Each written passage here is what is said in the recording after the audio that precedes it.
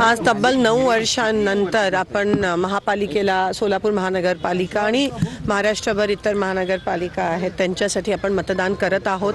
एक नवीन उमेद, एक नवीन संकल्प, एक नवीन विश्वासाने आज आपण हे आपल्या शहरासाठी, शहराच्या विकासासाठी हे मतदान करत आहोत। आणि मी हीच आशा बाळगते की सर्व नागरिक विचार करून कोणत्याही दबावाखाली न येता जात पात धर्म बाजूला ठेवून फक्त विकास ह्या मुद्द्यावर आणि मागचा इतिहास ह्या मुद्द्यावर मतदान करतील अशी आशा मी बाळगते। सकाळपासून अनेक ठिकाणी ईव्हीएम बंद पडल्याच्या तक्रारी येत आहेत, बटन दाबले जात नाहीत असंही देखील आरोप नाही, 2 दिवसापासूनच नाही। आपण म्हणतो की खरं तर कालची रात ही कत्तलची रात असते, पण सोलापुरात 15 दिवसाआधीपासूनच कत्तल की रात सुरू झाली। हे दुर्दैव आहे आणि भाजप असं वागतंय की जशी काय कधी सत्ता बघितलीच नाही आहे। ज्या पद्धतीत मला काल रात्री रिपोर्ट्स आले की आमच्या लोकांवर मारहाण केली जाते, आमच्या लोकांना धमक्या, पोलिसांसमोर धमक्या दिल्या जातात।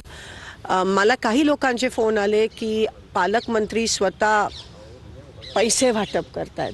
म्हणजे असं जर होत असेल, ऑफकोर्स ते मला काही फोटो आणि व्हिडिओज अजून प्राप्त झाले नाही, ते होतील, पण अशी वागते की सत्ता त्यांच्यासाठी नवीन आहे असे एकंदरीत दिसून येतं। सत्ता हपापले त्या सत्तेमुळे आणि कोणत्याही पातळीला हे इलेक्शन घेऊन जात आहेत।